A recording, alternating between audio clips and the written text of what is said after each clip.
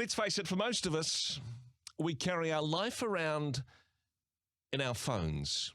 Our identity, the way in which we connect with the rest of the world, our relationships, our photos, the archives of our very existence in a device that we put in our pocket.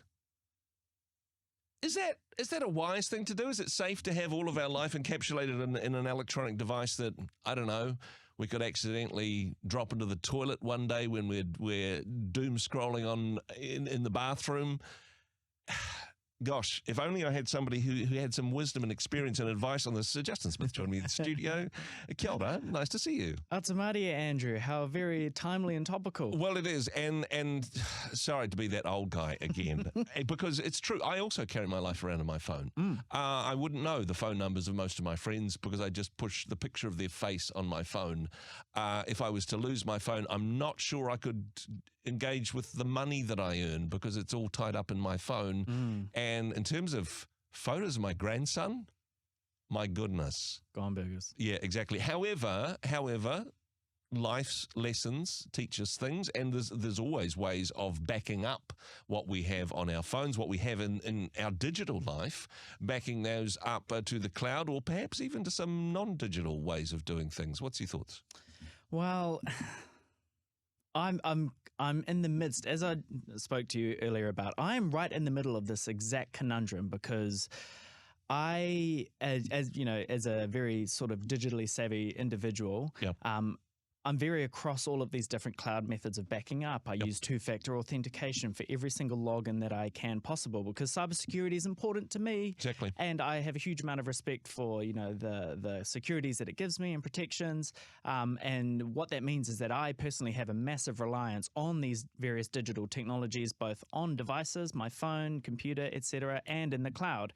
However, in the last 48 hours, by virtue of a toddler who incidentally threw my old phone onto the floor, it exploded into pieces, and so too with it went my ability to access a lot of that digital information. Wow. And I'm now stuck with a new device, which thank goodness has me at least operational in terms of being able to text my children that they need to be home and, empty the dishwasher. Yeah. But everything else has been an absolute nightmare to pull across because I don't have access to my old phone. You know what's terrifying about this? You're the most digital savvy person I know. If you're having problems, there is actually no hope for the rest of us, Justin. So full empathy points. I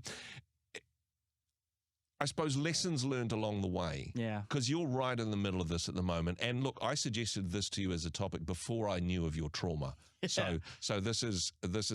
I'm not making light of the difficult time that you're going through. It's almost a coincidence. Yeah. However, are there things that you would do differently because of the trauma that you're experiencing of what you've gone through? Or is it just, this stuff can happen and it's going to be difficult to sort out when it does? It's a really hard one because,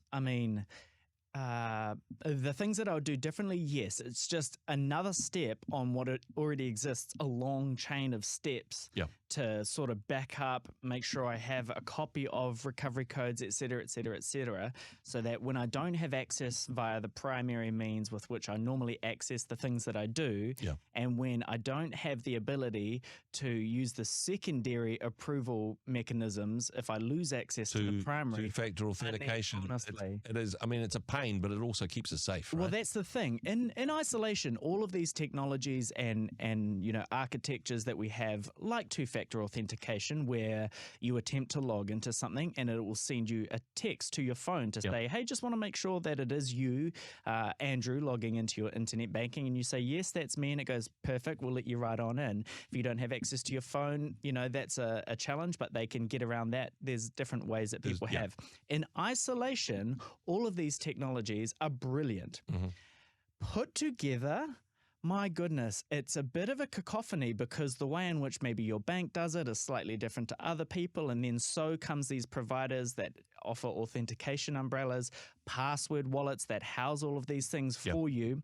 And when you lose access to those, well, now you've lost access to all of the things downstream. So the solution and learnings for me is potentially at this point, writing down on a piece of paper a master password or code, or have that available somewhere. It's really, really And this is the weird thing, because I mean, my dad's passed on, but he certainly wasn't a digital native, and he found all this stuff really, really tricky. And he used to carry around in his back pocket a notebook with all of his key information, including all his passwords and his actual PIN number in his pocket, which is, and I said, Dad, look, don't do that. That is terrible.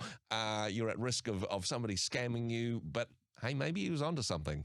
Yeah, well, I mean, there's been that, long-held story on the internet, at least, that the most secure way to store something is on a floppy disk.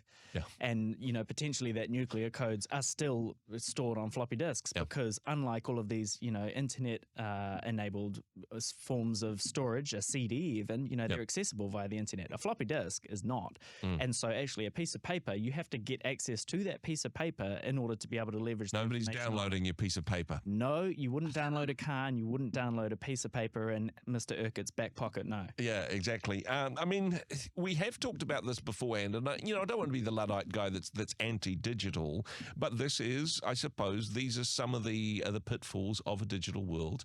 If we want to have the benefits of having access to the world through our back pockets and the security of two-factor authentication to make sure we're not getting scammed, there's some fishhooks, right? Yeah, there is. And so, I mean, that is the caveat. When you want to have a level of sort of, at least to the level that I've had it with my previous device and phone and logins, it's an incredibly elegant solution that I had. However, what I realize now in retrospect is that I was incredibly reliant. There was a single linchpin, which obviously, when you lose that linchpin or access to be able to, work that linchpin, the entire house of cards comes falling down and, you lose access to everything and then have to go back to square one with each of the individual providers to reset everything from fresh. And that's where I'm at right now. In retrospect, I mean, I think you need to understand if you're going to attempt to set up an elegant solution where you have everything funneling through various password wallets with two-factor authentication, et cetera, make sure that you are very mindful of the 0.01% chance, of losing access to just that, because you need to understand I think we think of the chance that it can happen rather than actually what we should be thinking of, which is if it did happen, what is the impact? Then? If then what? Yeah. And that's basic code, right? Yeah. Yeah, exactly. If that, then yeah, exactly. And honestly, you may think that the odds are low, but if you put a toddler into that equation, the odds go up really quick. Yeah, absolutely. It's a lot like life insurance is a fantastic example, right? Yeah. We take out life insurance, or hopefully, we do. And you have that in place, and it's not the percentage chance that you'll have to act on this, but if it were to happen, you want to make sure that you have that available to you. Well, hey, all the best with rebuilding your digital life. Thank you for being an object lesson for the rest of us. Thanks for being on the show today. Anytime. Hey, thanks very much for joining us in the Rhema studio. Thanks very much for watching the interview. It's kind of nice to have an audience, actually. And if you did like what you watched, then do give us a like, do give us the thumbs up. And if you'd like to see more interviews like that one, or perhaps even better, subscribe and those interviews will come straight to you. Don't forget to turn on your notifications, and we'll see you in the next one. Cheers.